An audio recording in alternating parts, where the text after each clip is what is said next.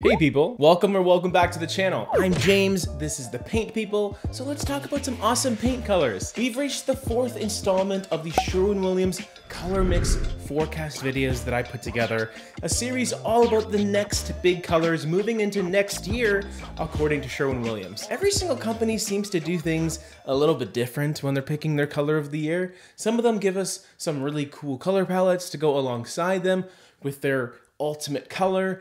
But this company gives us 4 palettes, which I always appreciate. More options, the better. Mainly because we're all very unique people with different tastes, including me. Although so many of you really seem to hate gray and beige, so I guess you can stand united on that front. Well, you'll be happy to know that today's color palette has very little gray and beige and nearly has every color of the rainbow, to be honest. We've already talked about the first 3 color palettes in Biome, Lore, and Nexus, so if you haven't yet watched those videos, I'll be sure to leave them in the description for you so you can watch them in sequence. Today is about Origin, and it is the 4th and final color scheme that Sherwin-Williams has curated for us. Now, I'm not gonna spoil my opinion on this right off the bat, but if you do stick around till later on in the video, I really have a strong opinion on how these colors relate to the Lore palette colors we talked about in the last video. I do think there's a connection between them, but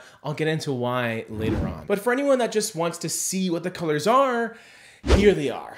And as you can tell, there is quite a bit of color to look at. A very wide variety of color hues here, and then some good old neutrals to keep things nice and grounded. Skyline Steel, you could say, is the most blah color in this palette, but I kind of like it because it's a gray we don't see very often in palettes like this. It does have a bit of warmth, but I wouldn't necessarily call it a true grayish, like a beigey gray color. And that's because of its almost metallic steel-like quality that can give it a cool green color cast in certain lighting conditions.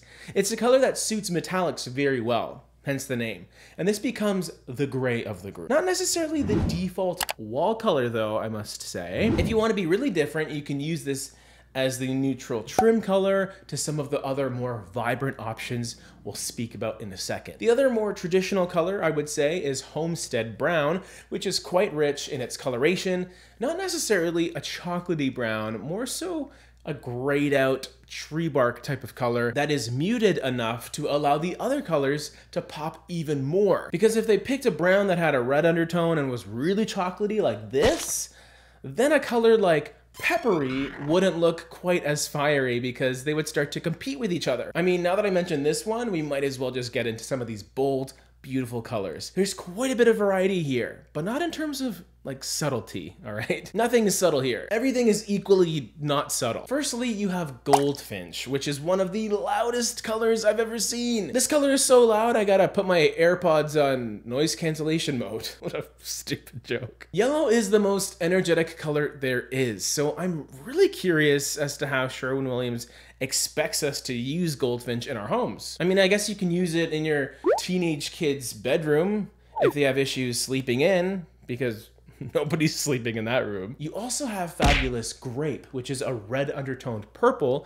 nearly a plum color. It is playful, it's rich, and it's a color I think we'll be seeing more and more as the year goes on. You also have some pretty no-nonsense dark blues and greens in indigo and kale green. They don't really have any unique or creative undertones that are pulling them in different directions that you might not expect. They're pretty standard blue and green in that darker spectrum. And then you have this really fun choice in chartreuse, which is another color you don't really see in color palettes very often. Almost a green tinged gold that is much softer than Goldfinch, for example, but it takes things into a really clear direction towards green that is slightly muted with some beige as well. And then to finish everything off, we have a clear departure away from color with pure white and black magic. A pretty perfect ending to the palette. You have black and white kind of as a baseline, really. The 2 paint colors that are going to be able to incorporate themselves no matter what into nearly any color palette, let alone one that's filled with all of these. Now, what's my interpretation of this palette called Origin?